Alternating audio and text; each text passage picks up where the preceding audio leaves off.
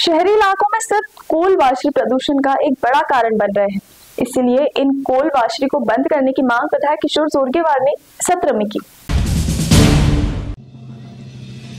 कोयला खनन ने राज्य के कई जिलों में प्रदूषण की गंभीर समस्या निर्माण कर दी और इस प्रदूषण का असर सिर्फ हवा या पानी तक नहीं सीमित है, बल्कि इसका असर खेती की जमीन और घरों पर भी पड़ रहा है। शहरी इलाके में कोल वाशरी प्रदूषण का एक बड़ा कारण बन रहे हैं, जिससे इन वाशरी को बंद किया जाना चाहिए।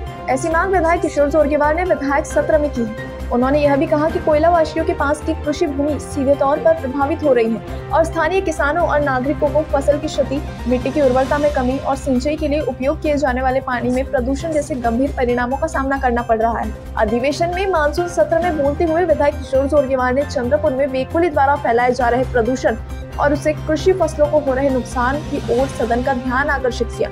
इस समय उन्होंने कहा कि संबंधित कोयला उत्पादन जिले के जनप्रतिनिधियों के साथ इस मुद्दे पर चर्चा की है, क्योंकि महाराष्ट्र राज्य विद्युत बोर्ड कोयले का सबसे बड़ा उपभोक्ता है। इसीलिए कई कोल वॉशरीज बनाई गई है और ये कृषि क्षेत्र में प्रदूषण को काफी हद तक बढ़ा रही है। गौरतलब है कि वाशरी से होने वाले प्रदूषण बिजली संयंत्रों और WCL से होने वाले प्रदूषण से कई ज्यादा गंभीर है।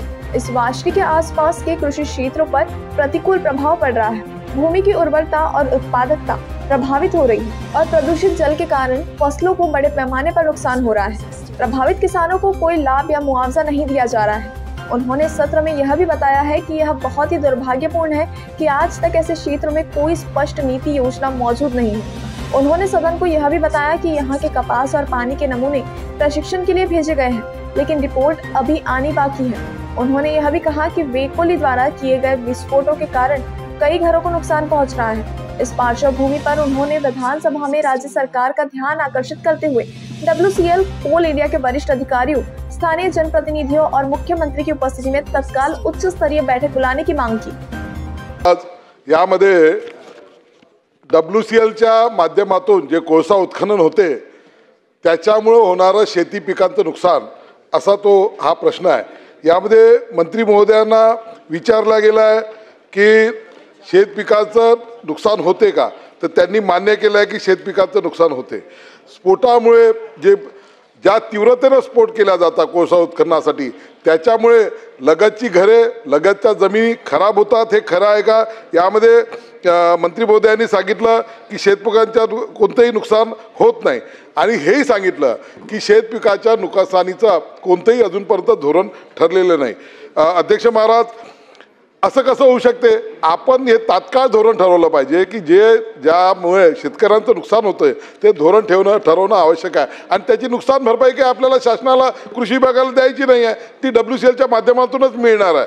तिसऱ्या प्रश्नामध्ये अध्यक्ष महाराज यांनी एक असं उत्तर दिलं होतं की 19 जानेवारी 2025ला म्हणजे जानेवारी महिन्यामध्ये काही कपाशीचे नमुने नेरी संस्थेकडे, मातीचे नमुने नेरी संस्थेकडे आणि कपाशीचे नमुने CIR COT प्रशिक्षण नागपूरला पाठवले आहे।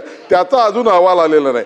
शेतकऱ्यांच्या बाबतीतल्या नुकसानीसाठी मिळणाऱ्या भरपाईला एवढी दिरंगाई काही हे योग्य नाही आहे। म्हणून माझी अशी स्पेसिफिकली विनंती असणार आहे या ठिकाणी मंत्री महोदयांना की हे तपासलेल्या नमुन्याचा जो अहवाल आहे तो कधी येणार आहे, जो शेती पिकांचं नुकसान जे होते त्याच्याविषयीचं धोरण कधी ठरणार आहे आणि जे WCL जी चुकीची माहिती देत आहे की त्या ठरलेल्या मानकानुसारच ते स्फोट करतात। कधी जर पाहायचं झालं असेल मंत्री महोदय, आपण कधी त्या भागामध्ये या स्फोट होत असतानाचा पहा, म्हणजे अणुबॉम्ब फुटल्यासारखा 1-1 किलोमीटर उंचपर्यंत ती सगळे दगड जातात आणि WCL सांगते की या ठरलेल्या मानकानुसार स्फोट होतो, आजूबाजूच्या लगतच्या घरांना तडे जात नाही। याविषयीची पाहणी कधी करणार आहे ते स्पेसिफिकली आपण सांगावं।